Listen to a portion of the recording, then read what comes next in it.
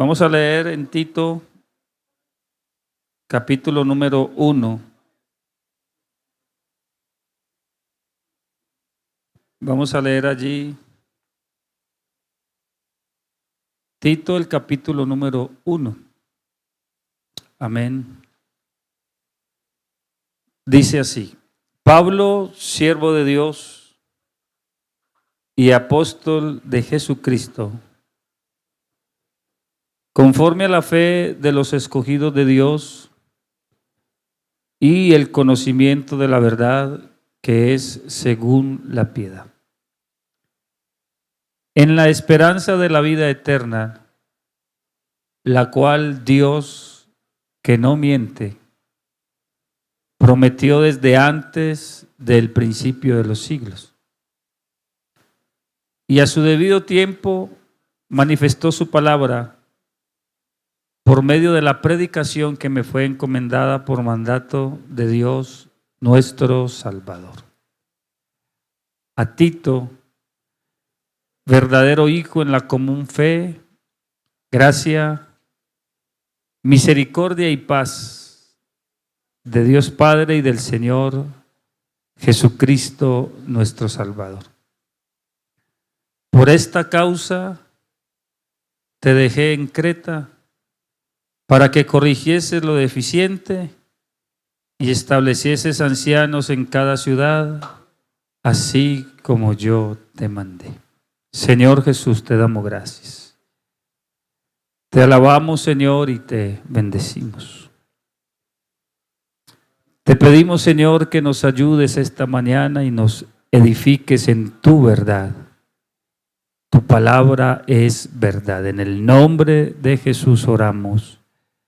Amén y amén. Siéntese dando gloria a Dios. Amén. Bueno, hermanos, estaba pensando que hay algunas frases que han hecho carrera entre nosotros. Bueno, pueden ser verdad, lo que pasa es que no es una obligación. Dice: caer para levantarse no es caer. Entonces pareciera como que caer fuera una obligación. Es una posibilidad, pero no es ni un deber ni una obligación. En este camino, al que cae, Dios lo levanta. Eso dice la Biblia, Dios lo sostiene. El justo cae 7 veces y la mano de Dios lo sostiene. Pero también es bueno entender que este camino fue diseñado para que uno no caiga. O sea, caer es una posibilidad. Yo he pensado que chocarse manejando un automóvil es una posibilidad, pero no es como una obligación, ¿cierto que no? Dice, el que maneja se choca. Y yo le pregunto, ¿y cuando usted maneja sale a chocarse o se cuida? Dice, como el que maneja se choca, yo salgo, hermano, a ver con quién me choco, porque igual como el que maneja se choca y el que juega pierde. ¿Y usted juega para perder o para ganar? Pero es posible que pierda. Así que yo no salgo a ver con quién me choco, yo salgo y tengo cuidado porque no quisiera chocarme. Es decir, este camino está hecho para que uno no caiga. Lo leímos ahora, si ustedes hacen estas cosas, no caeréis jamás. ¿Por qué razón? Porque aquel que es poderoso para guardaros sin caída y presentaros delante de su presencia con gran alegría. Es decir, nosotros estamos aquí en las manos de un Dios que tiene todo el poder para guardarnos sin caída. Y el Salmo 37, 31 dice, la ley de su Dios está en su corazón Dice, por tanto, en virtud a que la palabra de Dios está en su corazón, entonces sus pies no resbalarán. Es importante entonces que Dios por medio de la palabra me haga consciente del camino que yo debo transitar. Porque en la medida que yo sepa el camino que voy a andar, eso me predispone para yo saber qué me coloco. Si yo los invito al Romeral, yo nunca he ido, pero eso es cierto, es en Sabaneta. La Romera, ¿cómo está? ¿Todo pavimentado? Uno atraviesa toda esa montaña, todo pavimentado y... O sea que para ir a la Romera, si lo invitan, usted tendría que irse en zapatillas, con cachaco. No. ¿Cómo se iría uno? Ni en tenis, yo creo que botas. ¿Cierto que sí? Porque ya le dice, va, mire, el camino es agreste, es en invierno, está siempre mojado, está muy húmedo, hay mucho pantano. Entonces, ese conocimiento te predispone para decir qué llevas. Yo no sé si a usted le ha pasado que nos han invitado a un día de campo y no falta el que llega con cachaco, corbata y la Biblia en la mano y dice, usted predica. No porque llevarlo sea malo, es que no es la ocasión. Y nosotros en el Evangelio hemos aprendido a saber estar. Es decir, dependiendo de donde estemos, miramos qué cosas podemos llevar que se puedan ajustar a lo que vamos a hacer. Así que ir en zapatilla a la Romera no es muy sensato. Y si se le hunde el pie y se cae, entonces usted llega argumentando de que se cayó porque había mucho pantano. Y sabe que puede ser que el argumento sea real, pero la realidad sobre ese argumento es que usted no se fue con la indumentaria adecuada. Dice, hermano, que ese claro, uno con un pantanero, pero en zapatillas, por eso se resbaló. Pero si a usted le dicen que hay que llevar botas, usted se pone botas y de pronto no se resbala. ¿Por qué lo digo, hermano?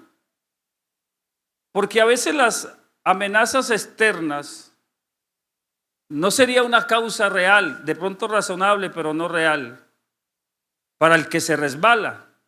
Porque el que sabe cómo es el camino, nos prepara, Él nos dirá cómo, Él nos dirá qué ponernos.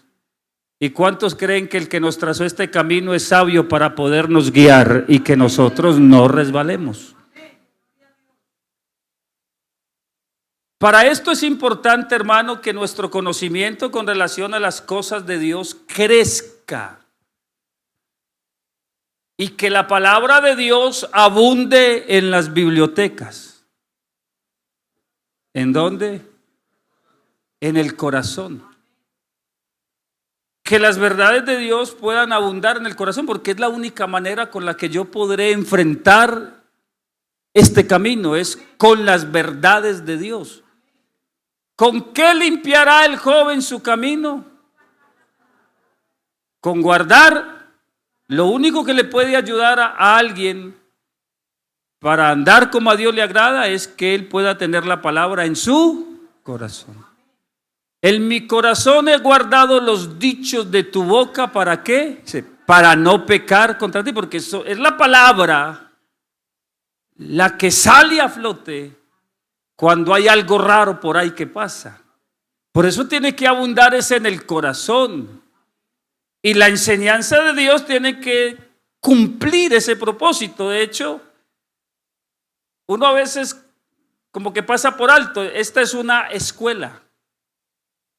Y si yo le digo, traigan cuaderno a la escuela, usted se siente un niño. Y no trae. Y uno ya bien viejo y con cuaderno. Sí, pero acuérdese que somos los niños de Dios. Y aquí se viene a aprender. Esa costumbre se ha dejado. Hay gente que todavía trae su su cuadernito, toma sus notas y vuelve y repasa, y eso a uno le sirve, pero hay quienes queremos llevar todo en la memoria y después uno ni se acuerda. Hermano, ¿qué enseña? Ay, no, qué belleza, hermano. ¿Qué fue lo que dijo? Sí, él dijo, espera y verá, vea, él dijo, sí, pero uy, hermano, si usted viera eso, se prendió eso, hermano. Sí, pero ¿qué dijo? ¿Qué anotó? ¿Qué? Y como uno a veces no se graba todo, y no es que se lo grabe todo, pero sí hay cositas que uno viene a la escuela a aprender. Así que esta es la escuela bíblica dominical. Y la enseñanza me tiene que afectar. O sea, lo que yo aprendo me tiene que ayudar para que yo pueda vivir y no resbale. Para eso es suficiente que de parte de Dios nosotros podamos conocer las cosas que nos han sido reveladas. Eso fue lo que dijo el apóstol Pablo. Cosa que ojo no vio, ni oído oyó. Esas cosas son las que Dios ha preparado para los que le aman. O sea, aquí hay unas verdades que ya nos han sido reveladas. No tengo nada en contra de la escatología, es una doctrina bíblica. Lo que me preocupa un poquito es que hay gente que está tan preocupado por entender las que todavía no han sido reveladas. Y si a veces nos cuesta entender las reveladas, hermano, hay gente que está preocupado, hermano. ¿Quién es el caballo negro? ¿Quiénes son los dos olivos? Y se hacen unas discusiones, hermano, porque eso no ha sido revelado. Escatológicamente nadie tiene la verdad absoluta, se supone, se cree, pero realmente no. Uno de nuestros ancianos, el que bautizó a la hermana Olga, el hermano Eliseo Duarte. Eliseo Duarte decía, de Apocalipsis preocúpese por los primeros 5 capítulos, de ahí para allá, si usted se maneja bien, no le toca nada. Tranquilo, que temblores, que guerra, no se preocupe, si se maneja bien, usted no estará ahí. Entonces, hermano, si usted no ha de estar, no se preocupe, hermano. Yo creo que no voy a estar yo tampoco, hermano, así que no me pregunte por esas. Quiero predicarle las que Dios me ha revelado y creo que sería importante. Claro que si se encuentra con un escatólogo, disfrútelo, pero ese no soy yo. No me pregunte por las cosas no reveladas que no sé.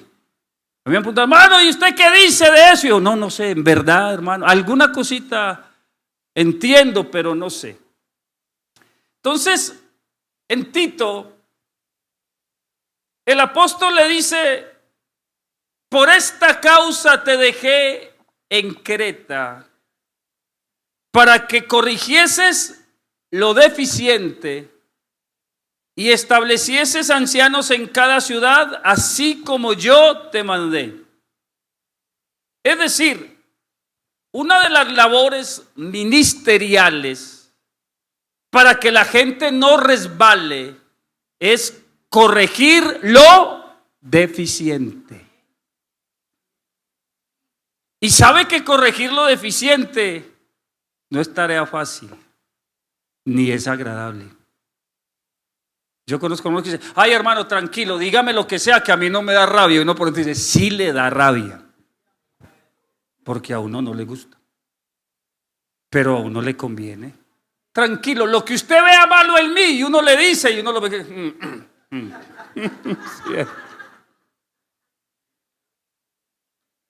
Pero es verdad, porque uno a veces no le gusta. Pero hermano, es que conviene que nos corrijan. ¿Cuántos aquí queremos vivir en medio de esta vida cristiana hasta que Él venga y no resbalar? Y si alguno resbaló y Dios lo levantó, esta es la oportunidad para no caer jamás. Pero para eso tienen que entender, la iglesia debe entender que el pastor está para corregir lo deficiente, no para complacer a todo el mundo, sino que la enseñanza aquí nos tiene que ayudar a corregirnos. Y en esa corrección yo no caigo. Así que aquí hay una responsabilidad, hermano, muy grande. Y esa responsabilidad es delante del Señor. Porque el pastor no puede ser como uno de los profetas del Antiguo Testamento que el Señor dijo, usted cuando predica a los oídos de ellos es como quien canta canciones de amor, como un poeta, pero la gente no se convierte. Una de las preocupaciones que tenía Pablo en Creta era que se establecieran líderes de buen carácter, bien centrados, que fueran capaces en su momento de refutar las falsas enseñanzas. Y creo que es muy importante poderlo entender, porque las iglesias hoy necesitan líderes de buen carácter.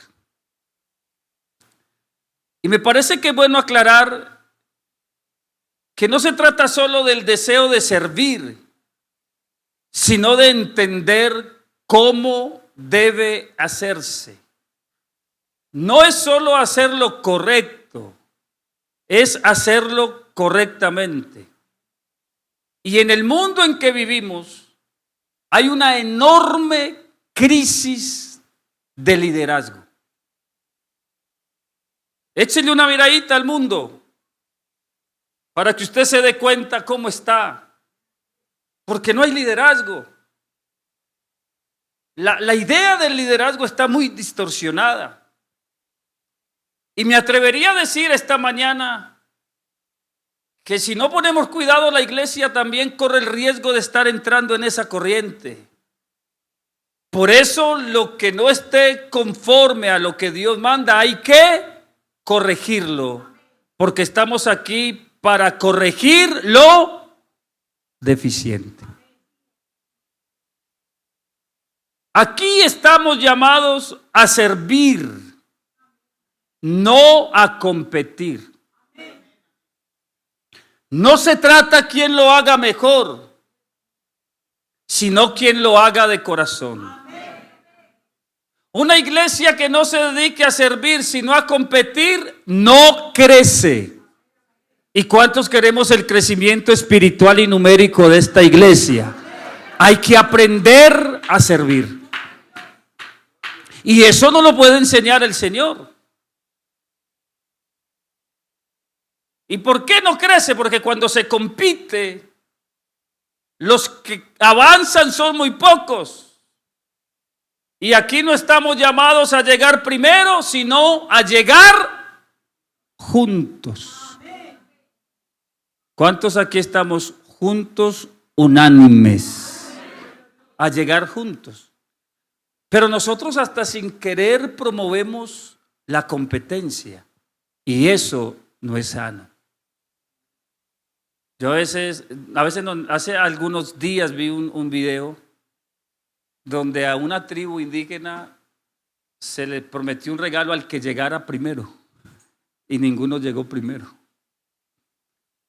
Porque, hermano, usted pone aquí un mercado de 200,000 y dice, el primero que llegue se lo lleva. Yo no quisiera, hermano, especular, pero le digo que algunos hasta sin necesitarlo corren a ver si llegan primero. Porque a uno le cuesta parar y decir, ¿quién lo necesitará más? ¿Sí o no? Pero donde uno ponga eso, hermano, le digo que esas sillas quedan chiquitas, hermano, para llegar aquí. Sí, y no falta la pelea. Yo lo cogí primero. Pero nosotros somos cristianos. Y el cristianismo tiene una manera de hacerse. Aquí se trata de llegar juntos. No de llegar primero. Y escúcheme esto que le voy a decir porque yo voy a tocar solamente 2 puntos. Son muchos más, pero estos 2 puntos de los que quiero hablar son importantísimos para uno no caer jamás, para uno no resbalarse. ¿Sabe que hay líderes que les cuesta reconocer la autoridad y sujetarse?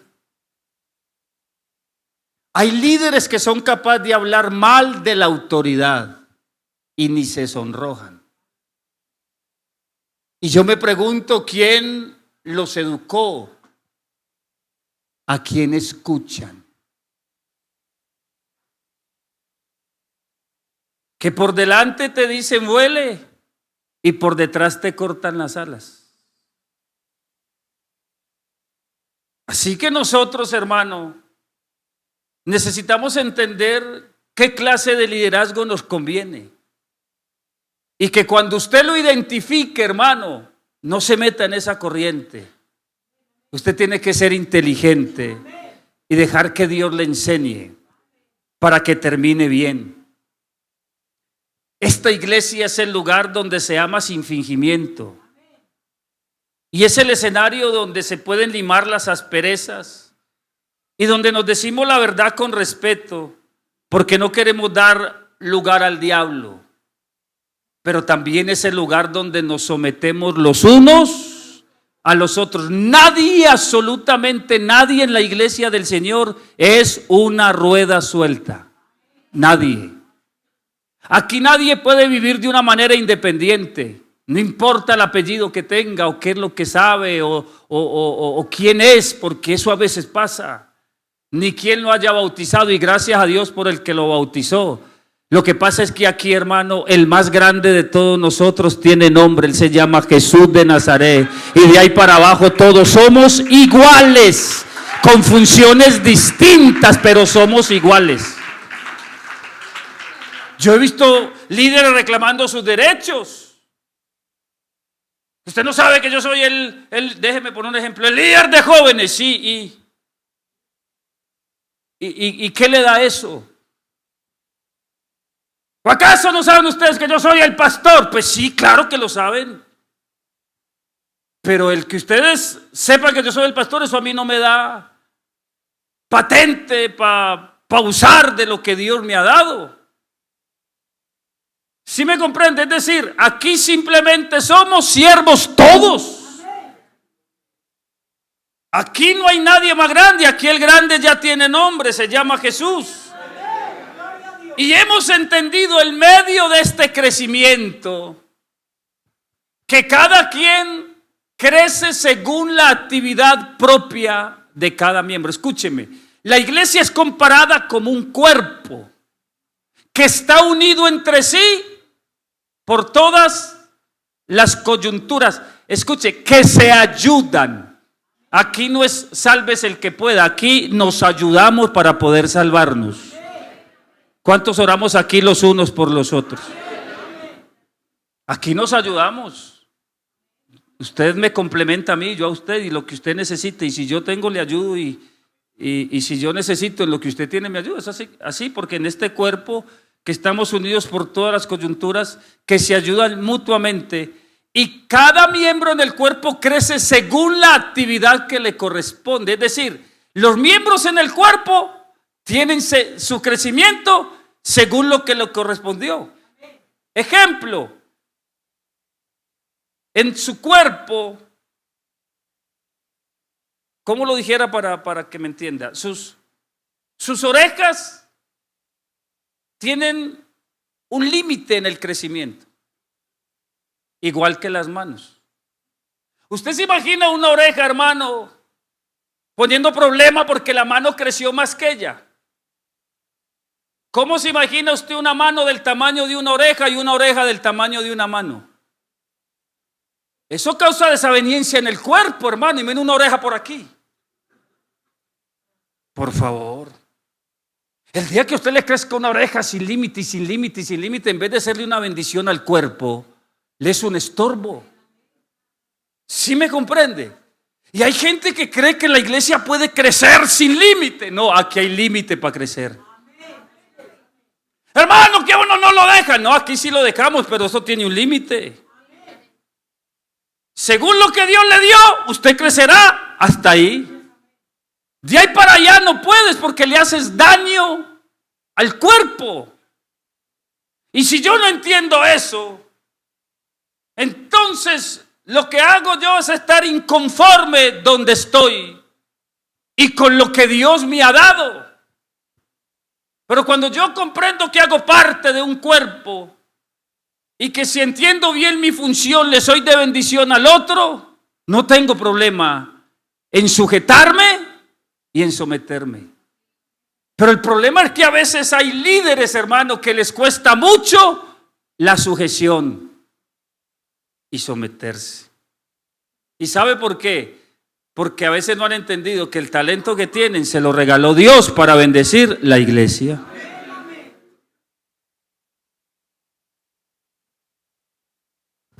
A mí mi pastor me decía, no sale, se queda ahí. Ay, hermano, pero yo fui pastor asistente. Y en una ocasión él me permitió ir a una iglesia a predicar sábado y me dijo, predica, se regresa mañana en la mañana porque lo necesito aquí en la dominical. Yo fui y prediqué, era una vigilia. Y quien era pastor en ese tiempo, en ese lugar, me dijo, ¿por qué no se queda a predicar aquí en la dominical? Yo dije, no, porque mi pastor me dijo que me necesitaba en la dominical. Dijo, ¿y para qué? ¿Va a predicar? Dijo, no, él siempre predica. Dijo, ¿y entonces para qué lo necesito? Y le dije, para lo que sea, pero me necesito. No, hermano, porque usted sí lo están escorriendo, hermano, que el mismo pastor. Quédese, hermano, y después va. Yo le dije, no me quedo, porque él me dijo que me necesitaba. Ese pastor terminó mal.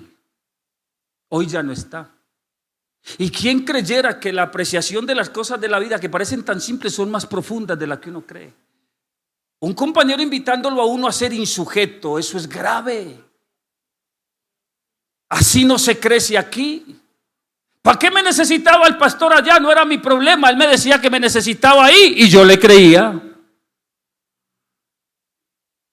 Y ahí estaba. Pero hay gente, hermano, que todo lo cuestiona. A todo le ve problema, hermano. Que nada les gusta. Pero quieren ser líderes en la iglesia. Y así no se puede crecer. Hermano querido, usted tiene que identificar los líderes que son insujetos para que usted no siga ese camino. Aquí la sujeción siempre ha sido el camino a la bendición. Aleluya. Porque eso hay que enseñarlo en medio de la iglesia. Líder, usted no es una rueda suelta en la iglesia. Aquí se pide permiso para servir. Nosotros llamamos un líder porque el de evangelismo dijo, hermano, él no es de la directiva y anda con una corneta predicando para arriba y para abajo y nosotros no sabemos ni dónde, ni qué predica, ni con quién. Y lo llamamos, hermano, es que usted está haciendo esto. O sea que para predicar a Cristo hay que pedir permiso. Sí. Y yo le dije, sí, hay que pedir. ¿Y dónde dice? O lea la Biblia para que se dé cuenta. ¿Cómo predicarán si no fueren enviados? Espere a que lo envíen. Sométase. No, hermano, usted no sabe que yo tengo unos mensajes que hasta yo mismo paso a arrepentimiento. Cálmese. Espere que lo envíen. ¿Sí o no? Haga fila. ¿Por qué razón? Porque el dueño de esta iglesia, ¿cuántos creen que Jesucristo es Dios sobre todas las cosas? ¿Sabe qué dijo él? El Espíritu del Señor está sobre mí, por cuanto me ha ungido. Pero no solo habló de que estaba ungido, dijo, y me ha enviado. Es decir, él mismo se declaró ser enviado. Y si él esperó eso en su humanidad, ¿cuánto más nosotros? En la iglesia hay una cabeza y es Jesucristo el Señor. Pero la autoridad también es delegada. Y eso es lo que hay que aprender a reconocer en medio de la iglesia. La autoridad delegada, hermano. Mire, si uno ignora esto, uno termina mal. Porque la iglesia que la estableció el Señor, la hizo con unas condiciones. Y lo deficiente hay que corregirlo. Porque si no nos corrigen, corremos el riesgo de perdernos. Y hemos perdido gente valiosa porque en su momento no se corrigió. En su momento no se corrigió. El apóstol Pablo, en Hechos 23:5, a mí me fascina porque él vivió un episodio tremendo. Colóquelo el versículo anterior, hermano Javier. Mire, el otro. Yo creo que es desde el 3 o desde el 2. Ah, sí, desde ahí. El sumo sacerdote golpeó a Pablo. Entonces Pablo le dijo: Dios te golpeará a ti, pared blanqueada. ¿Estás tú sentado para juzgarme conforme a la ley y quebrantando la ley me mandas golpear? Déjelo ahí. Es decir, Pablo apreció que había habido una actitud equivocada contra él y lo mandaron golpear. Y mire lo que le dijo, con mucha razón. Pero cuando él dice esto, el versículo 4, 23:4, los que estaban presentes dijeron: ¿al sumo sacerdote de Dios injurias? Y mire lo que dijo, pare ahí. Entonces Pablo dijo: ah, sí, de malas, ¿para qué me mandó a pegar? Yo no le copio de nada a nadie. El que a mí me pega, yo también, ¿qué va? Es que uno también, uno es humano, sí. Pero él tenía muy clara la doctrina. Y él tenía muy claro el respeto a la autoridad. Y él tenía muy claro el principio de autoridad. Y cuando escuchó esto, el versículo 5 dijo: no sabía, hermanos, que era el sumo sacerdote. Pues escrito está: no maldecirás a un príncipe de tu pueblo. ¿Cómo le parece? La actitud de un hombre, hermano, con todos los pergaminos que tenía y con toda la autoridad que Dios le había dado, él seguía reconociendo, hermano, que había un principio de autoridad que respetar. No interesa cuánto Dios te use. La autoridad en la iglesia hay que respetarla.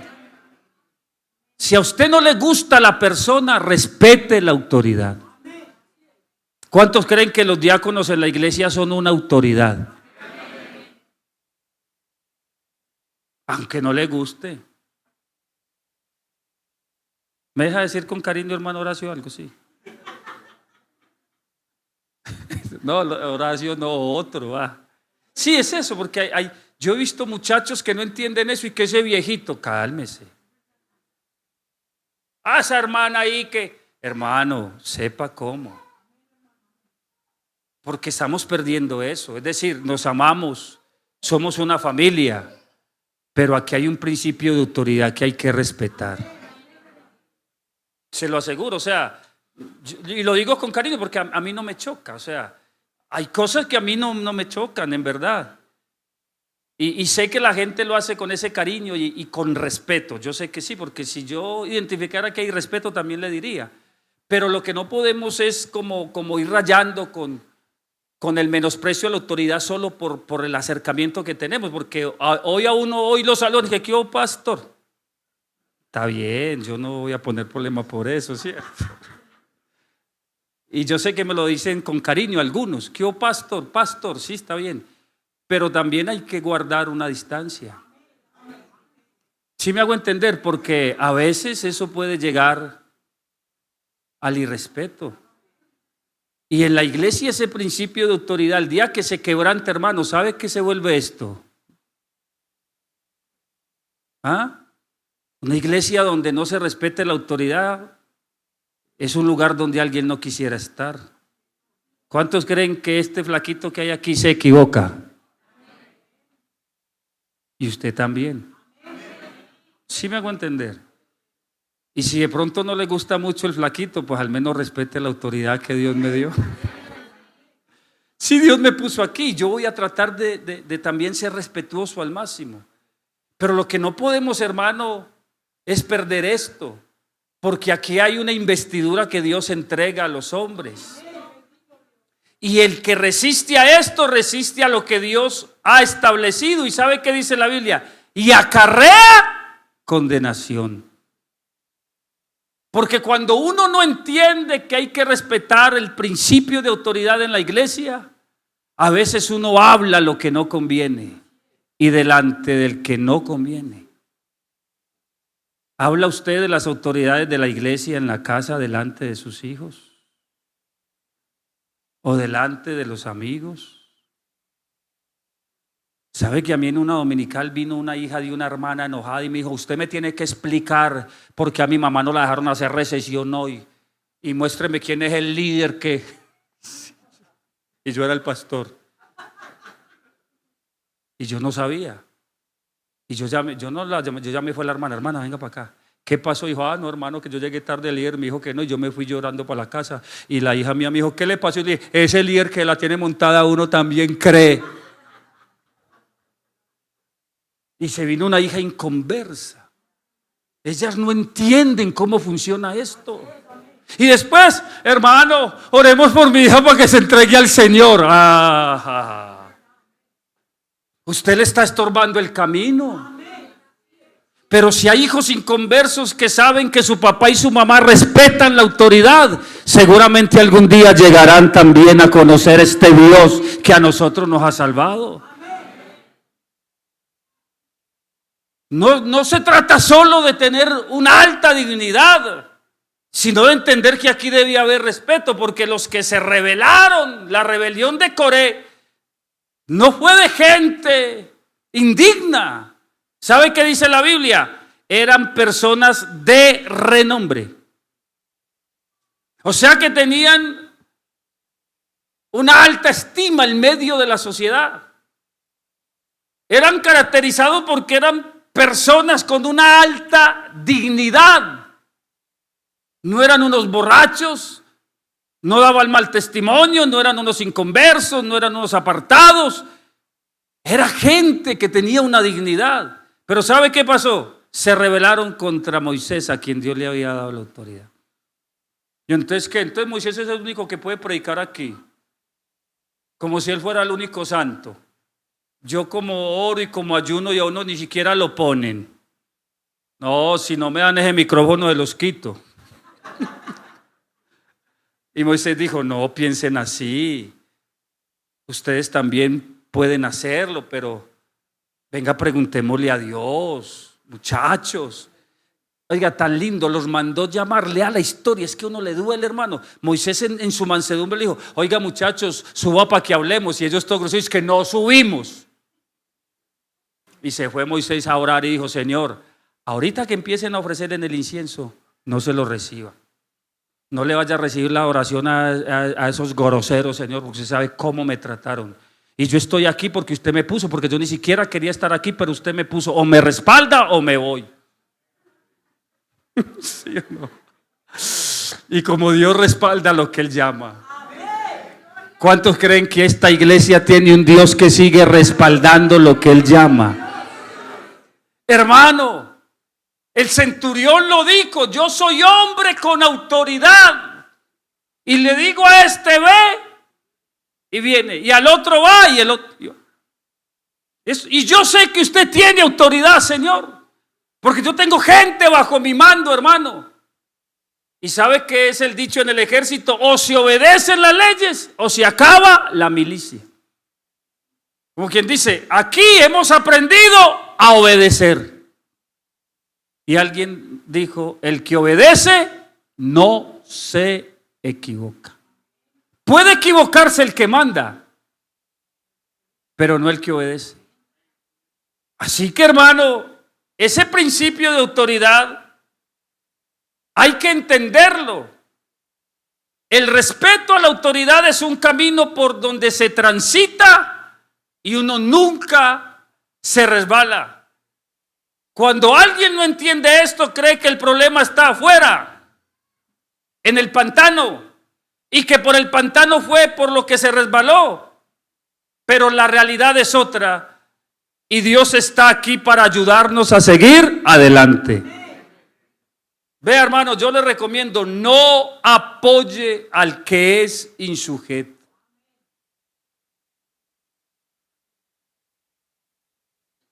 Usted tiene que ser inteligente, saber a quién escucha. Porque, vea, hermano, aunque usted no crea, a uno aquí le llega todo. Porque lo que usted habla dice que hace alas como de águila. Y trae la razón.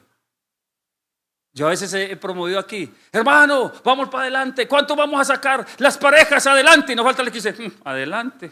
Sí, cómo no. Vamos para un retiro de parejas. No sé quién se irá a notar que Pérez un retiro, oiga este. Dicen, oiga, el hermano tal y la hermana tal le hace mal ambiente a lo que promueven. Hermano, si hay alguna cosita que a usted no le gusta, órele a Dios. ¿Sí o no? O digo como dicen los muchachos del barrio, coma callado. ¿Cierto? Y le ora a Dios, dice, Señor, a mí los retiros no me gustan, pero si eso es una bendición para la iglesia, bendígalos. Cuando se podían hacer ventas, yo promovía. Vamos a hacer tamales, si no falta la hermana, tamales, hasta vinagres que saldrán. Ayúdanos a orar para sacar esto adelante. Aquí necesitamos de gente que diga, pues no sé, esa idea parece loca, pero si Dios se la puso, vamos a sacar esto adelante, que Dios respalda a veces las locuras de la gente. Y cuando usted encuentra gente así, que la iglesia crece. Hermano, no sea usted los que pone problema por todo. No, aquí no los hay, sino que yo estoy vacunando antes de que llegue. Porque es que esto no lo tienen que enseñar, porque esto divide las iglesias. Aquí hay comités, hay diáconos, hay líderes y estamos sujetos los unos a los otros. Aquí esperamos en Dios. Aquí sabemos, hermano, que tenemos un Dios que ha designado un principio de autoridad sobre el cual se mueve la iglesia. Hay cosas que a veces no nos han gustado, pero las hemos aceptado. ¿Y cómo nos ha ido? Vea, hermano, yo escuché un testimonio. Yo creo que se los he compartido. El pastor está en una iglesia pequeña y vino a Castilla. Dijo, hermano, tengo listo todo para hacer la campaña. Las carpas, los músicos, las iglesias que nos apoyan, los tratados, las Biblias, para hacer la campaña en 8 días. Y el pastor de la iglesia grande que lo administraba le dijo, no haga esa campaña. Él se quedó mirándolo. ¿Y por qué, pastor? Dijo, ¿por qué no? Entonces imagínate cómo se siente uno, hermano. Y el pastor administrado se fue y no la hizo. A los 20 días luego lo volvió a llamar el pastor que lo administraba y le dijo, lo necesito en la oficina. Y dijo, en 8 días vamos a hacer la campaña. Nosotros vamos a pagar los músicos, vamos a poner las carpas, vamos a poner los tratados, vamos a poner la Biblia. Todo lo vamos a poner nosotros. Dígale a la iglesia ya que vamos a ir a apoyarlo. Y él no se quedó con la espinita y dijo, gracias pastor, pero ¿por qué hace 20 días usted me dijo que no? Dijo, cuando usted me estaba hablando, el Espíritu Santo me dijo, dígale que no. Y yo decía, pero ¿cómo le voy a decir que no a un programota de esos? Y Dios le decía, dígale que no. Y él decía que miraba, hermano, y él contándole todo el programa, y él le costó, y él dijo, no lo hace. Y después de que el muchacho se fue, el pastor se fue a arrodillar y dijo, Señor, pero usted cómo me hace decir algo como eso. ¿Cómo se iría ese muchacho con el corazón destrozado? Eso es un programa que él iba a hacer. ¿Usted por qué me dijo que le dijera que no? Y el Señor le dijo, para que él aprendiera a obedecer. Sí, Señor. ¿Quién cree que un no lo puede estar educando a uno hacia la obediencia? Porque hay cosas que uno dice que ni entiende, pero Dios sí entiende. ¿Y cuántos creemos que estamos aquí en las manos de un Dios que sabrá cómo tratar con nosotros? Y que a veces hay que agachar la cabeza, la agachamos y aprendemos. ¿Sí o no? La autoridad. Si usted me deja comparar el camino a la romera como el ponerse unas botas, yo diría esta mañana que el respeto a la autoridad es una bota que uno tiene que colocarse. La sujeción es una bota que uno tiene que colocarse. Vea, hermano, yo no sé, pero yo a veces tengo una teoría porque hay gente que no se le sujeta a nadie. Y digo, tan raro, que Dios lo ayude. Porque el único que conozco en la Biblia que no se le sujetaba a nadie, ni con grillos, ni con cadenas. Yo no dije nada, hermano. Fue muy raro. No lo sujetaba nadie. No, aquí sí aprendemos la sujeción. ¿Sí me comprende? Y nos conviene. Y Dios respalda eso. Y usted con esas botas no se cae. Pero usted se las quita, hermano. Y puede terminar muy mal. Por eso se dan las divisiones en la iglesia. Por la gente que no se sujeta. La gente que no se sujeta. La gente que ha dicho, no, yo me voy, hermano. A mí la camisa de la iglesia pentecostal me quedó estrecha, hermano. Yo tengo un ministerio, hermano, y no me lo dejan desarrollar. Hermano, sujétese.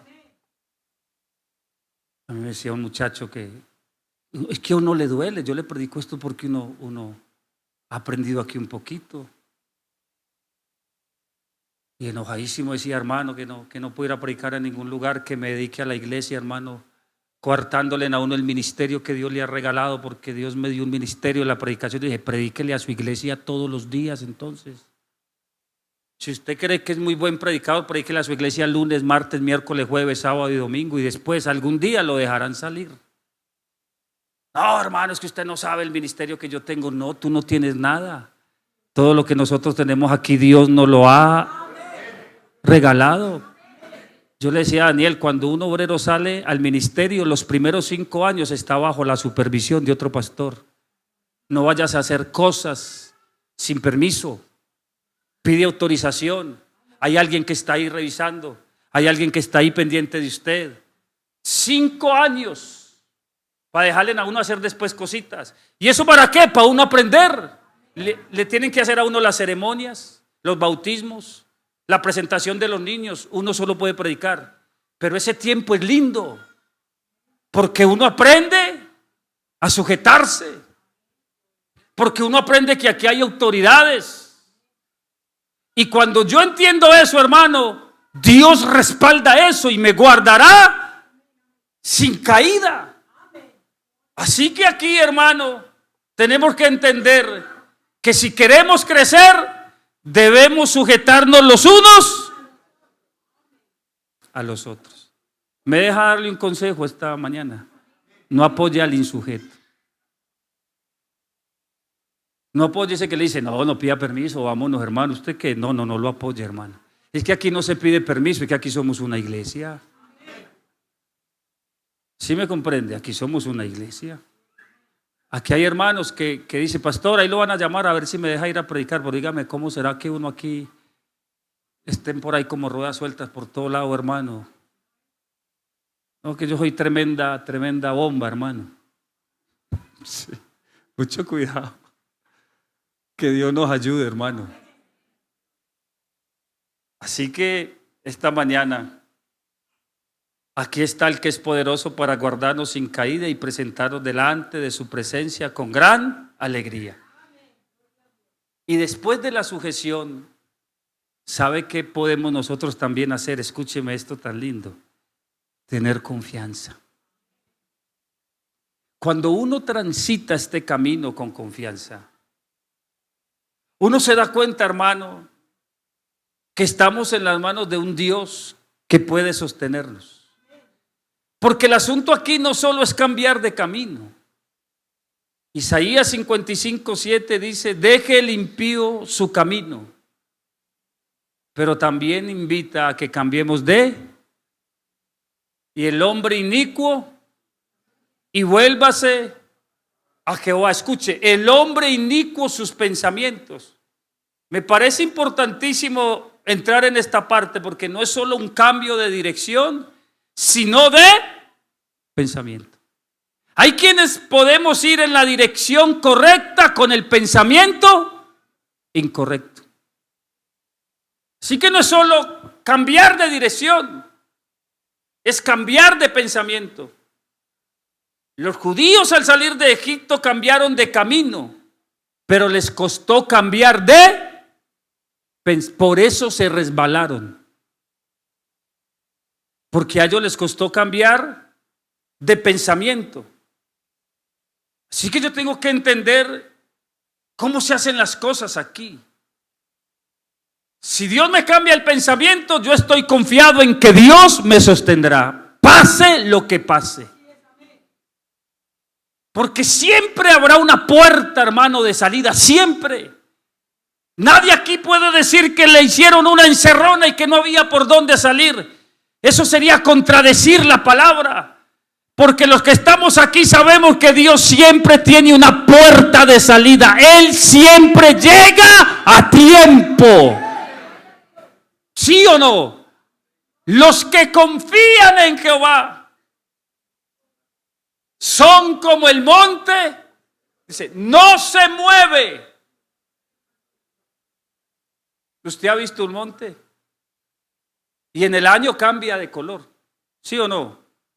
A veces es verde, a veces no tan verde, a veces amarillito porque lo coge el sol. Pero hermano, le cambia la vegetación, pero el monte no se mueve, permanece. Y a mí me ha parecido que esa diferencia entre creer y confiar tiene que estar muy clara entre nosotros, porque hay gente que cree, pero no confía. Creer y confiar. Y sabe que la Biblia dice que hay algo que nosotros no debemos perder, y no dice la creencia. Dice, no perdáis pues vuestra. O sea que la confianza es algo que se gana, que se construye en el caminar con Dios, pero es algo que también se puede perder. Pregúntele al que se va para que usted vea que llegó un momento donde a él le costó confiar en Dios. Y yo creo, hermano, que eso tiene que estar aquí muy arraigado en el corazón, porque hay momentos donde usted y yo no vemos salida. ¿Y qué nos toca? Esperar. Nos toca confiar. ¿De dónde hará Dios? No sé, pero Él es maravilloso. Él se inventa unas, hermano. Y no nos pasa ni una, ni dos, ni tres veces. Siempre ha sido así. Cuando hemos creído que ya no hay más que hacer o que no hay salida, hermano, Dios tiene la salida. Yo lo he vivido. Yo lo he vivido. Yo tuve un momento tan difícil, y no en el ministerio, sino en mi vida cristiana. Y hoy agradezco a Dios por eso. Yo estoy seguro. Lo que pasa es que a veces los creyentes a uno no lo entienden. Yo no entendía a mi pastor. Yo iba al hermano William y le pedía un consejo. Él decía, no, tranquilo, Dios le va a ayudar. Y a mí eso me da una rabia, hermano. Y yo decía, claro, como no es él el que necesita. Pero era la confianza que él tenía en que Dios sí me iba a ayudar. Porque uno a veces quiere, como no sé, que le digan qué, pero es la verdad. Tranquilo, hermano, Dios lo va a ayudar. Yo decía, ¿cuál? ¿Ayudar? Sí, claro, como él no necesita, como él tiene carro, yo pensaba así. Pero hermano, es verdad. Si usted se imagina un 18 de septiembre, que es mi cumpleaños, sin tener al otro día con qué desayunar, ni siquiera un cuarto de panela, ni siquiera. La nevera vacía, 3 niños.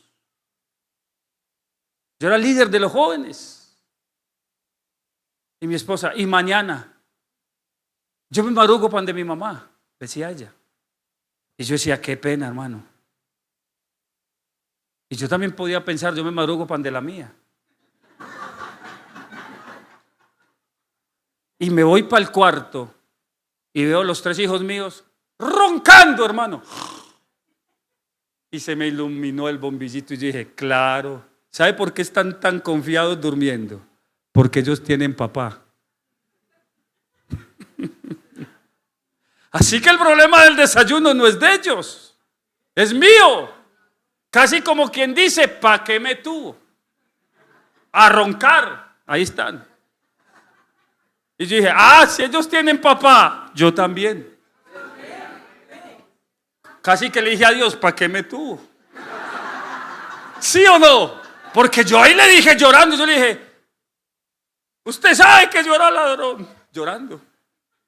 Y yo por los hijos soy capaz de robar, pero yo lo conocí a usted y yo no le robo a nadie. Y tampoco me voy a ir a pedir. Usted verá qué hace entonces conmigo. Y me fui a dormir bravo. ¿En serio? Porque lloré ahí de pie, hermano. Y a las 3 de la mañana casi me tumban la ventana del cuarto.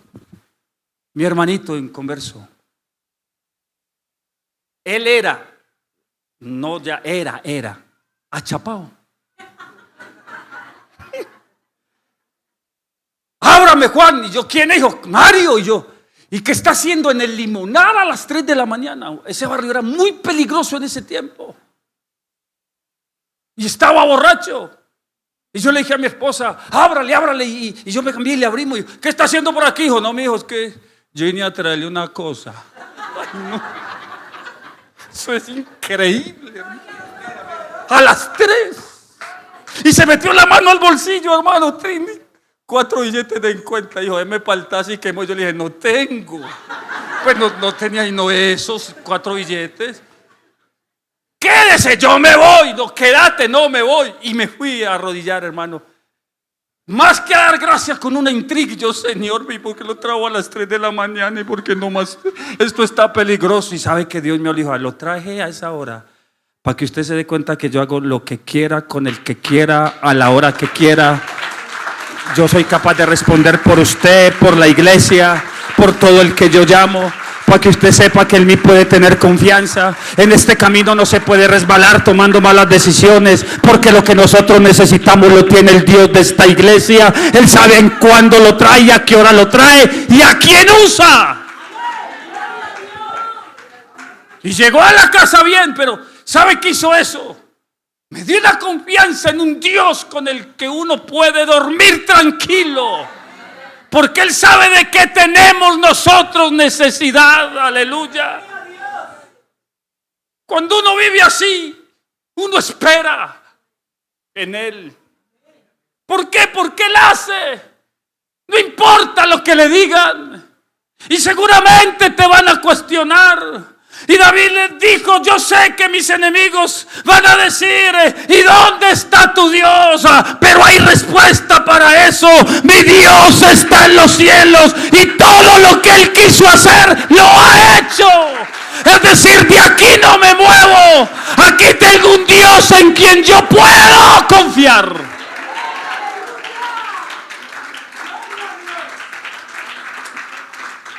Te van a mover. Te van a mover el piso. Pero nosotros aquí seguimos esperando en Él. Algunos confían en carros y en caballos. Eso dijo el salmista. Y nosotros, en nuestro Dios, en el nombre de Jehová, tenemos confianza. Nosotros no confiamos en lo que podamos hacer. Y nuestra confianza está en Dios. Líderes de esta iglesia, no confíes tanto en ti. Confía en lo que Dios puede hacer por medio de ti. Es que afuera ellos confían en el talento. ¿Cuántos aquí confiamos en los dones del Espíritu Santo? Es que a veces pareciera que el camino algunos de nosotros lo trazaran los inconversos. Esto debe ser al contrario, hermano. Me deja decir algo con mucho cariño, pero con mucha verdad. ¿Quién no quisiera tener una mejor calidad de vida y tener unos buenos recursos para vivir más holgaditamente y más cómodamente? Todos anhelamos eso, creería yo. Pero hay gente que paga con creces los antojos del corazón. ¿Sabe que hay familias cristianas que quieren ir a Estados Unidos como sea? Arriesgando la integridad física hasta de la esposa. Mintiendo, diciendo que son protegidos. Que necesitan asilo político. ¿Hasta dónde estamos llegando? ¿Será que el Dios de Estados Unidos es diferente al Dios de Colombia? No porque usted no pueda ir, pero usted es cristiano. Haga las cosas bien, confíe en Dios.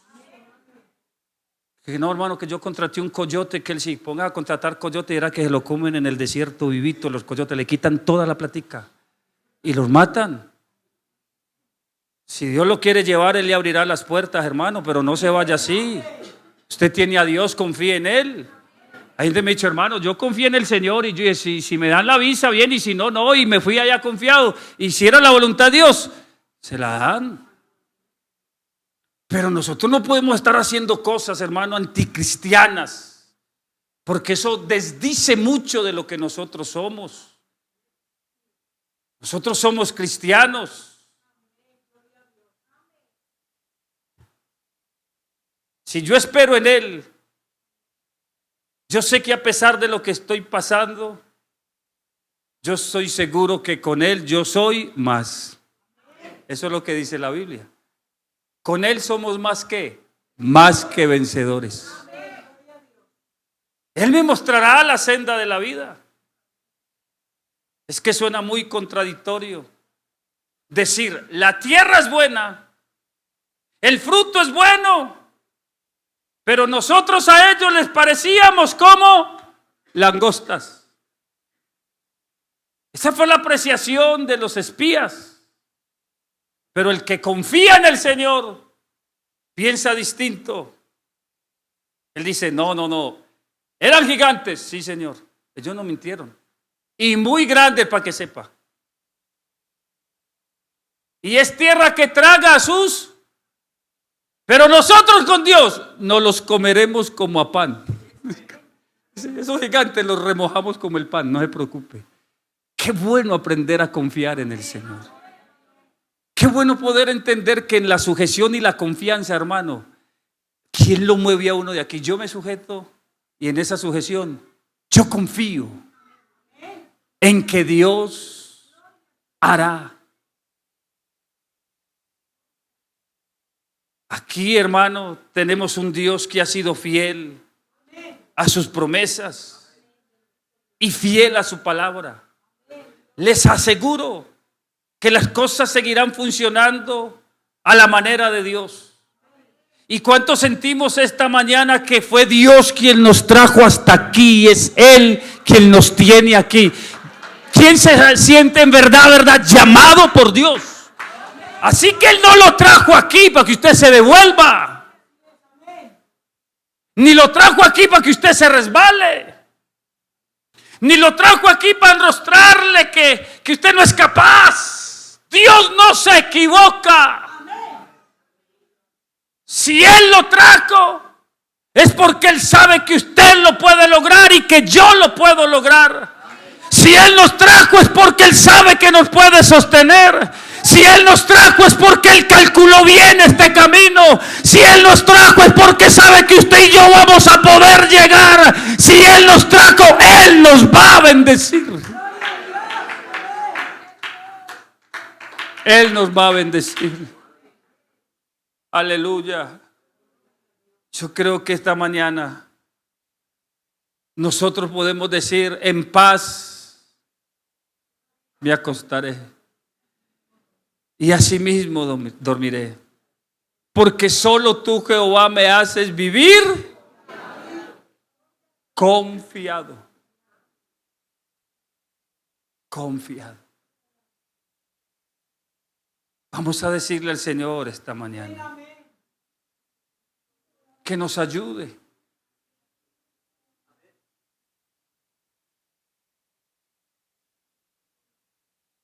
El evangelio que nos ha sido revelado es una bendición. Es una maravilla. Es lo mejor que nos ha pasado.